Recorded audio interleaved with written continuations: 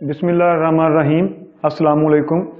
آج ہم 6 class second year کا پہلا چیپٹر سٹارٹ کرنے والے ہیں، اور پہلے چیپٹر کا پہلا پوائنٹ ہے جو آج ہم پڑھیں گے، نظریہ پاکستان۔ نظریہ پاکستان۔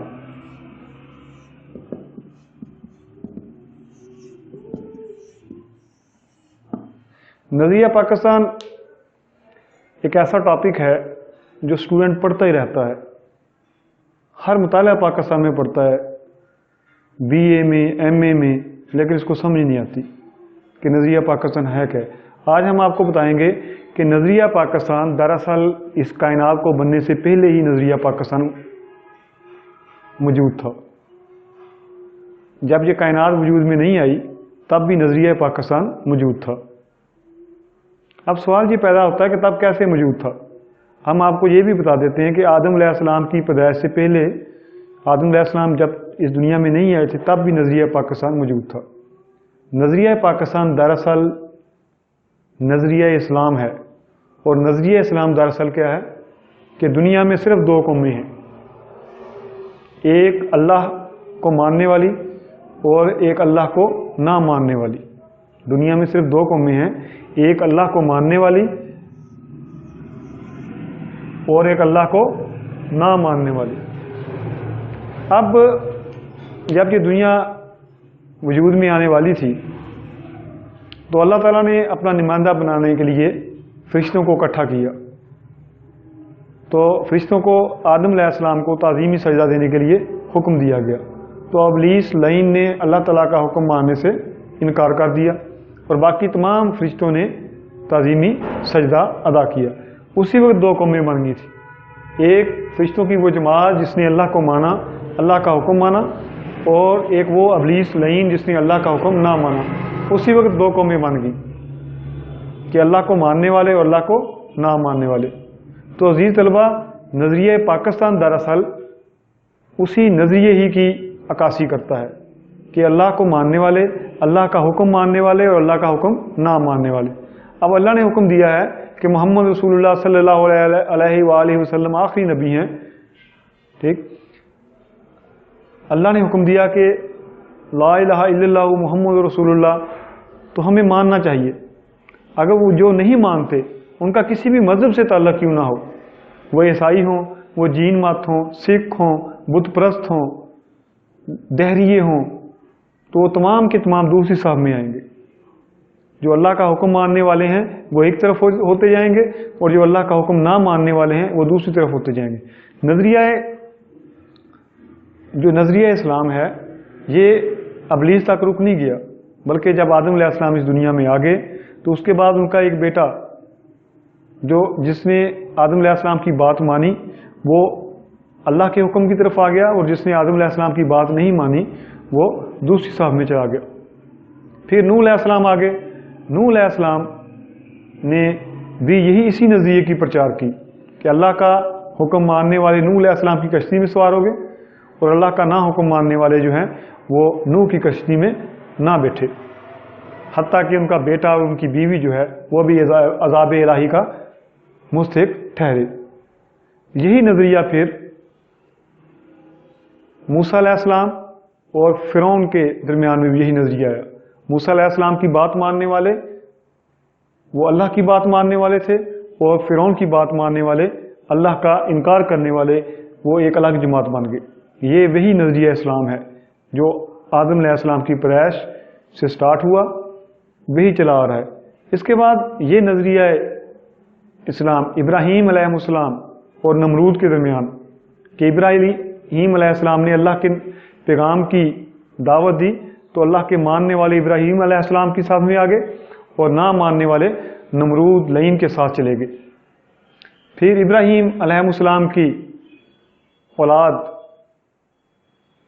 آل محمد صلی اللہ آل ابراہیم جو ہیں وہ حضرت محمد صلی اللہ علیہ وآلہ وسلم مکہ میں ظہور پذیر ہوئے، تو اس وقت قریش مکہ نے آپ کی مخالفت کی۔ تو اب یہاں پہ بھی 2 قومیں بن گئی، ایک اللہ اور اس کے رسول کی بات ماننے والے، اور دوسرے اللہ اور اس کے رسول کی بات نہ ماننے والے۔ پھر یہ نظریہ چلتا گیا، اور 712 میں محمد بن قاسم آ گئے۔ برصغیر میں 712 میں محمد بن قاسم جب آئے تو یہ نظریہ اسلام جو ہے یہ برصغیر میں آ گیا۔ اب قائد اعظم کے بقول کہ پاکستان کا نظریہ یا پاکستان اسی روز وجود میں آ گیا تھا جب پہلا ہندو مسلمان ہوا، تو 712 میں محمد بن قاسم نے جب سندھ پہ حملہ کیا اور فتح کرتے ہوئے ملتان تک آ گیا تو یہ نظریہ اسلام جو ہے یہ اس نے آ کے برصغیر میں نظریہ پاکستان کی بنیاد رکھ دی۔ اب یہ نظریہ پاکستان برصغیر میں پھلتا پھولتا رہا۔ اکبر نے جب دین الہی بنایا تو مجدد الف ثانی نے اس کی مخالفت کی۔ مجدد الف ثانی شیخ احمد سرہندی نے اس وقت نظریہ اسلام کی دعوت دی اور بتایا کہ اللہ کو ماننے والے ایک طرف ہیں اور دین الہی کو ماننے والے دوسری طرف ہیں۔ تو اس طرح برصغیر میں سب سے پہلے جو نعرہ بلند کیا نظریہ پاکستان کا وہ تھے مجدد الف ثانی رحمۃ اللہ علیہ۔ تو مجدد الف ثانی نے اکبر کی مخالفت کی اور نظریہ پاکستان کی بنیاد رکھی۔ اس وقت انہوں نے بتا دیا کہ نظریہ پاکستان دراصل دو قوموں کا نظریہ ہے۔ اب مجدد الف ثانی کے بعد شاہ ولی اللہ نے اس نظریے کو آگے بڑھایا۔ شاہ ولی اللہ کے بعد قائد اعظم سر سید احمد خان نے اس نظریے کو اس وقت اجاگر کیا 1867 میں۔ 1867 میں اردو ہندی تنازع کے موقع پر سر سید احمد خان دونوں قوموں کے لیے مسلسل کام کر رہے تھے، لیکن 1867 میں اردو ہندی تنازع جب پیدا ہوا تو اسی وقت ہندوؤں نے یہ کہا تھا کہ ہم عربی رسم الخط میں اردو میں نہیں لکھیں گے، ہم دیوناگری رسم الخط لکھیں گے، دیوناگری رسم الخط۔ تو سر سید نے عربی رسم الخط میں اردو چلی آ رہی تھی پہلے سے، تو ہندوؤں نے کہا کہ ہم اس عربی رسم الخط میں نہیں لکھیں گے، دیوناگری رسم الخط میں لکھیں گے۔ تب سر سید احمد خان کو پتہ چلا کہ ہندو جو ہیں یہ ایک الگ قوم ہے، تو انہوں نے 1867 میں اس چیز کو اجاگر کیا۔ تو اس طرح سر سید احمد خان کے بعد یہ علامہ ڈاکٹر محمد اقبال، قائد اعظم محمد علی جناح نے اس نظریے کو پیش کیا۔ تو تب سر سید احمد خان نے اس کو دو قومی نظریے کا نام دیا۔ پھر علامہ ڈاکٹر محمد اقبال، قائد اعظم رحمۃ اللہ علیہ نے اس نظریہ پاکستان کو دو قومی نظریے کا نام دیا۔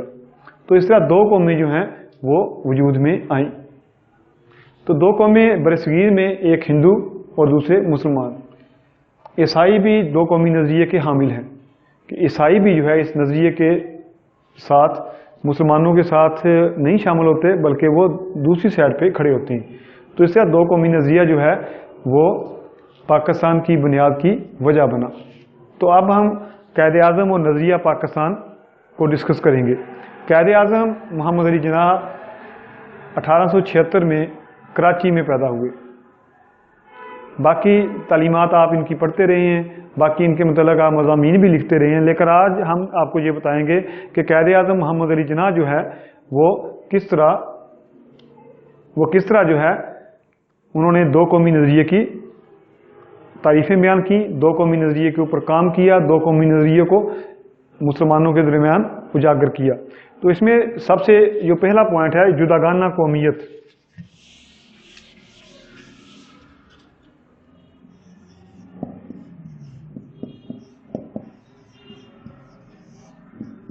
قائد اعظم نے مسلمانوں کو اور دیگر قومیں جو برصغیر میں موجود تھیں، ان میں سکھ، ہندو، پارسی، عیسائی اور اس وقت مسلمانوں پہ حکومت کرنے والی انگریز قوم وہ بھی تھی، ان کو بتایا کہ مسلمان جداگانہ قومیت کے حامل ہیں۔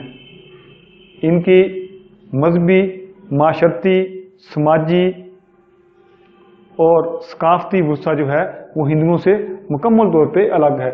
ایک قوم کا ہیرو دوسری قوم کا زیرو ہے، دوسری قوم کا ہیرو پہلی قوم کا زیرو ہے. تو اس طرح جداگانہ قومیت کا آپ نے نعرہ لگایا. اس کے بعد ہمارا دوسرا پوائنٹ ہے متحدہ برصغیر کی نفی. متحدہ برصغیر کی نفی. ہندو بڑا چاپلوس تھا اور ہندو قوم بڑی چاپلوس قسم کی قوم ہے. 712 میں محمد بن قاسم آیا تو 712 سے لے کے 1857 تک مسلمانوں نے ان کے اوپر حکومت کی. جب 1857 کی جنگ آزادی مسلمان ہار گئے تو یہ چاپلوس قوم مسلمانوں کی جو متحد تھی. آپ نے بڑے بڑے ڈرامے دیکھے ہوں گے، جودھا اکبر دیکھا ڈرامہ، آپ نے دیکھا کیسے اکبر نے ان کے اوپر حکومت کی، کیسے ہندوؤں کے ساتھ یہ شادیاں کرتا رہا اور اپنی سلطنت کو وسیع سے وسیع تر کرتا گیا. لیکن قائد اعظم نے آ کے متحدہ برصغیر کی نفی کی. قائد اعظم نے یہ بتایا کہ ہندو جو ہے پہلے بھی غلام تھے، یہ اب بھی غلام ہیں. پہلے یہ مسلمانوں کے غلام تھے لیکن اب یہ انگریزوں کے غلام ہو چکے ہیں. لیکن مسلمان جو ہیں یہ ایک الگ قوم ہے. مسلمان کبھی کسی کی غلامی میں نہیں رہ سکتا. مسلمانوں نے ہمیشہ حکومت کی ہے اور حکومت کرنے کے پیش نظر مسلمان جو ہے وہ متحدہ برصغیر کی انہوں نے نفی کی کہ مسلمان کسی بھی صورت میں ہندوؤں کے اکٹھے نہیں رہ سکتے. ہندوؤں کے اکٹھے رہنے سے ہمیں کوئی تکلیف نہیں تھی لیکن حکومت ہماری ہونی چاہیے تھی. ہم ہندوؤں کے ساتھ اب بھی اکٹھے رہ سکتے ہیں، اب بھی ہندوستان اور پاکستان اکٹھے ہو سکتا ہے، لیکن ہمیں صرف اور صرف کیا ہے کہ ہمارا ایک الگ معاشرتی نظام ہے، ہمارا ایک الگ معاشی نظام ہے، ہمارا ایک الگ ثقافتی نظام ہے. اب دیکھیں کہ ہمارے الگ تہوار ہیں، ہمارا شادی بیاہ کا طریقہ کار الگ ہے، ہمارا جو ہے وہ کپڑے پہننے کا انداز الگ ہے. اب گاندھی جی کو آپ سامنے رکھیں اور قائد اعظم کی شخصیت کو سامنے رکھیں، دونوں کی شخصیت سے پتہ چلتا ہے کہ یار ایک جو قائد اعظم محمد علی جناح ہے سوٹر بوٹر انسان ہے، اچھے کپڑے پہنے ہوئے ہیں. اس کے برعکس آپ گاندھی کو دیکھیں تو ایک جانگیے میں ایک دھوتی میں لپٹا ہوا لیڈر آپ کو نظر آئے گا جس نے ایک ڈنڈا پکڑا ہوا ہے. تو اس طرح قائد اعظم نے یہ بتایا کہ متحدہ برصغیر کبھی نہیں رہ سکتا.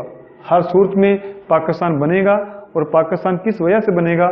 دو قومی نظریے کی وجہ سے بنے گا، کیونکہ ہندو اور مسلمان الگ الگ قومیں ہیں. قائد اعظم نے یہ بات واضح کی کہ تقسیم برصغیر کو قومی مسئلہ نہیں ہے، یہ ایک بین الاقوامی مسئلہ ہے. قائد اعظم نے یہ بتایا کہ کس طرح دیگر قومیں بھی اپنے وطن حاصل کرتی رہی ہیں، تو اس طرح پاکستان بھی جو ہے یہ پاکستان کا بننا ایک بین الاقوامی مسئلہ ہے، یہ قومی مسئلہ نہیں ہے اور یہ ہر صورت میں پاکستان بن کے رہے گا. میں آپ کا یہ جو لیکچر ہے، آپ کا جو سوال ہے، اس کو شارٹ کرتا ہوں تاکہ جلد از جلد آپ اس کو سمجھ سکیں. اس کے بعد قرآن مجید سمجھ آ رہی ہے نا بھی آپ لوگوں کو؟ قرآن مجید ملکی نظام کی بنیاد.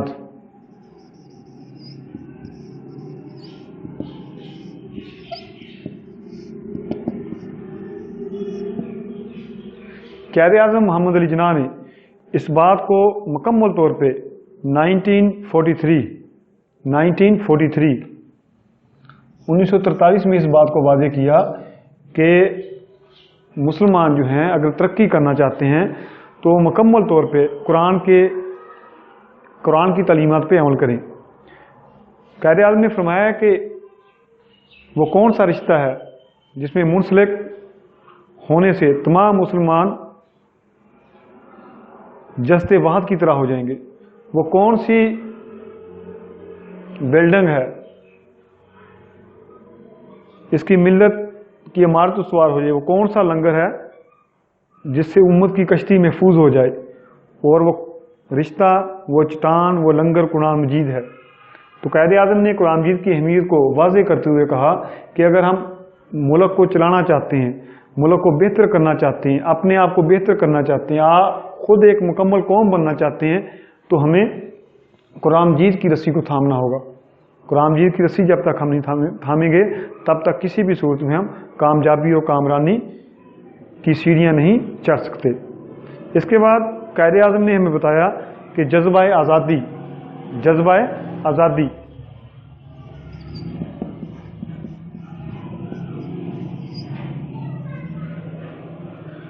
قائد اعظم محمد علی جناح نے دو قومی نظریے کی وضاحت کرتے ہوئے بتایا کہ جذبہ آزادی جب تک ہمارے اندر نہیں ہوگا کسی بھی صورت میں ہم آزادی نہیں حاصل کر سکتے۔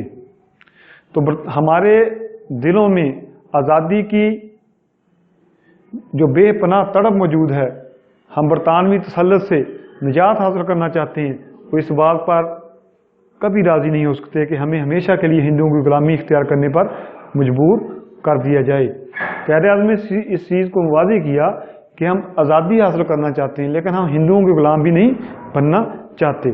اس چیز کو قائد اعظم نے روز روشن کی طرح یہاں کر دیا کہ جذبہ آزادی جو ہے وہ ہم انگریزوں سے آزادی نہیں حاصل کرنا چاہتے بلکہ ہم انگریزوں اور ہندوؤں دونوں سے آزادی حاصل کرنا چاہتے ہیں۔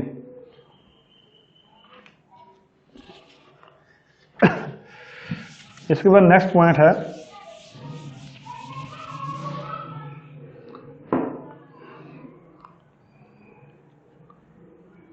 قیام پاکستان کے مقاصد۔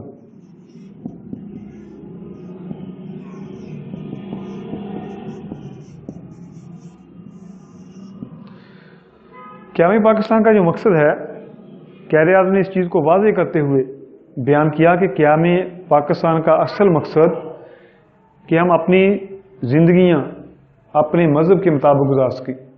آج ہم دیکھیں کہ 1947 سے پاکستان وجود میں آ گیا لیکن قائد اعظم کی اس بات پہ ہم عمل نہ کر سکے۔ قائد اعظم نے کہا تھا کہ قیام پاکستان کا مقصد یہ ہے کہ ہم اپنی زندگیاں اپنے طور طریقے اپنی قرآن مجید کے مطابق بسر کر سکیں۔ ہم اپنی زندگیاں تو بسر کر رہے ہیں، نہ تو قرآن پہ بسر کر رہے ہیں نہ قائد اعظم کے فرمان پہ بسر کر رہے ہیں۔ آج بھی ہم دیکھیں کہ گھروں میں پہننے کا انداز، بازاروں میں شاپنگ کرنے کا انداز اس بات کی نفی کرتا ہے کہ ہم کسی بھی صورت میں قرآن پہ عمل نہیں کر رہے، نہ فرمان قائد پہ عمل کر رہے ہیں۔ قائد اعظم نے جس چیز سے منع کیا اسی چیز کو ہم نے اپنانے کی کوشش کی۔ قائد اعظم نے اس بات کو عیاں کیا کہ اسلام سے اجتماعی نظام عدل کے اصولوں پر عمل پیرا ہو سکیں گے۔ تو اس کے بعد نیکسٹ پوائنٹ ہے اسلامی نظام کا نفاذ۔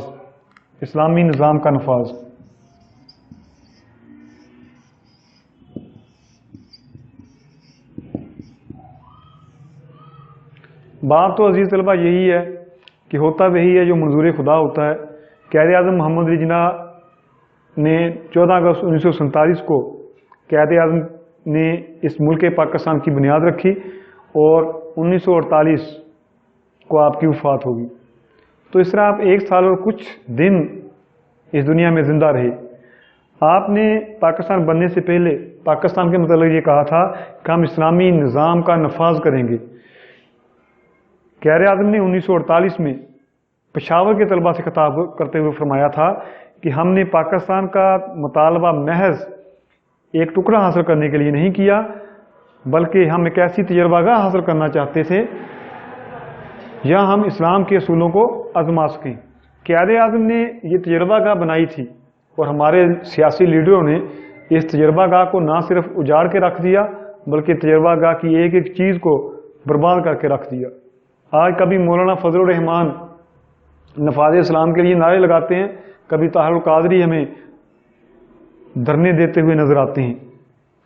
تو آپ ذرا سوچیں کہ کیا ایسا ممکن ہے کہ جیسا یہ لوگ کر رہے ہیں، کبھی پی ٹی آئی والے نعرے لگاتے ہوئے آ جاتے ہیں کہ ہم مسلمانوں کو، ہم پاکستان کو نیا پاکستان دیں گے، کہ بھائی پرانا پاکستان تو ٹھیک کر لیں، پرانے پاکستان کو بہتر کر لیں، پرانے پاکستان کو اسلامی نفاذ اور قائد اعظم کے فرمان کے مطابق کر لیں تو یہی کافی ہوگا۔ نیا پاکستان بنانے کو بہت ٹائم لگے گا، آپ پرانا پاکستان بہتر کریں۔ مولانا فضل الرحمان صاحب، یہ اسلامی نظام کا جو نفاذ ہے یہ ایسے ممکن نہیں ہے کہ جیسے نعرے یا دھرنے دینے سے، یہ ہر فرد کو سوچنا ہوگا، ہر فرد کو اسلام پہ عمل کرنا ہوگا۔ دوسرا اسلامی نظام کا نفاذ جو ہے یہ بھی قائد اعظم نے نظریہ پاکستان کی اہمیت کو بیان کرتے ہوئے لکھا تھا۔ اس کے بعد عزیز طلبہ اسلام مکمل ضابطہ حیات ہے۔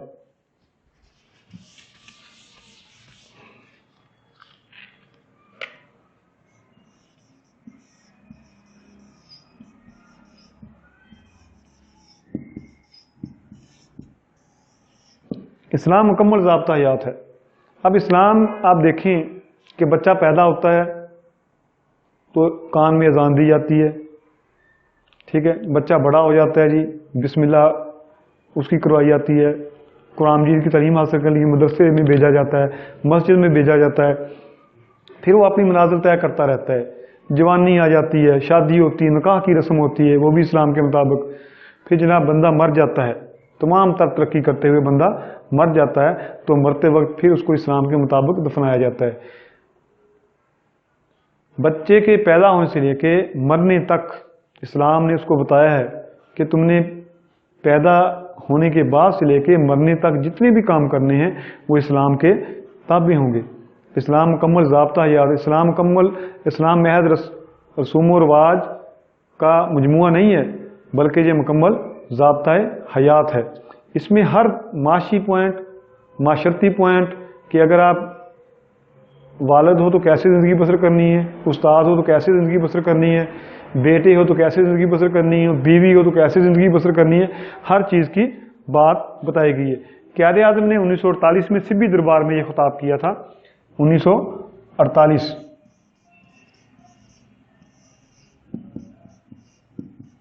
سبی دربار میں اس بات کو مکمل طور پہ بتایا تھا کہ اسلام محض رسم و رواج کا مجموعہ نہیں ہے، یہ ایک ضابطہ حیات ہے جو ہر مسلمان کے لیے ہے تاکہ اپنی روزمرہ زندگی، اپنے افعال، اعمال، سیاست، معاشیات میں عمل پیرا ہو سکے۔ اسلام میں سب انسان برابر ہیں، صرف ایک خدا کا تصور اسلام کے بنیادی اصولوں میں ہے۔ مساوات، آزادی، اخوت اسلام کی اساس ہیں۔ یہ تمام باتیں قائد اعظم نے سبی دربار میں خطاب کرتے ہوئے فرمائی۔ اس کے بعد ہے دو قومی نظریہ کی حقیقت۔